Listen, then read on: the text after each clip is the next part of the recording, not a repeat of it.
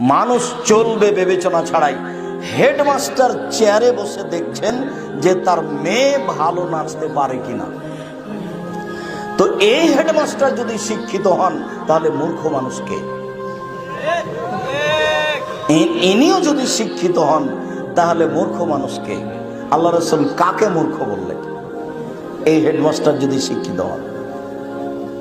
তোমাদের সামাজিক chairman member যদি নিয়মিত থিয়েটার যাত্রা মেয়েদেরকে নিয়ে এসে গান মেয়েদের ব্যবস্থা করে নাচের, তাহলে সমাজ সেবক যদি এই হয় তাহলে সমাজের ক্ষতি করে কে?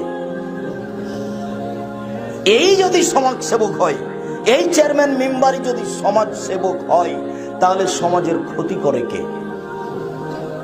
ও নিজেই জানে না সমাজ সেবক কাকে বলে, হেডমাস্টার নিজেই জানেন না হেডমাস্টার কাকে বলে, লেখক নিজেই বুঝেন না লেখক কাকে বলে, সেই জন্য কুকুরে টেলিফোন করছে বিড়ালকে।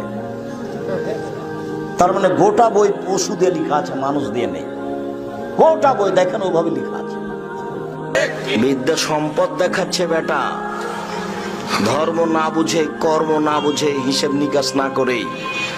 যার জন্য তো আমি বলেছি যে হেডমাস্টার সাহেব মঞ্চে বসে আছেন আর মেয়ে নাচছে 16 ডিসেম্বরে, তো বাপে দেখছে যে মেয়ে কেমন নাচতে পারে। তো আমি বলেছি ওই বাপকে যদি আমি অশিক্ষিত প্রমাণ করতে না পারি, আমি জাতির সামনে বক্তব্য দিব না।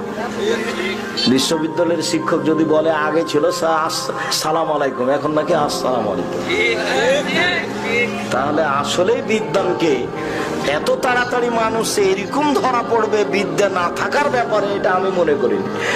মানুষ হাতে নাতে ধরা পড়বে এইটা আমি মনে করিনি। আমি মনে করছি যে আমি তো বলেছি যে ছেলের ডান দিকে মা বাপ আছে আর বাম দিকে মা আছে, দুই দিকে বাপ মা বসে আছে আর ছেলের দুই কানে ইয়ারফোন চলছে, ইন্ডিয়ার গান চলছে।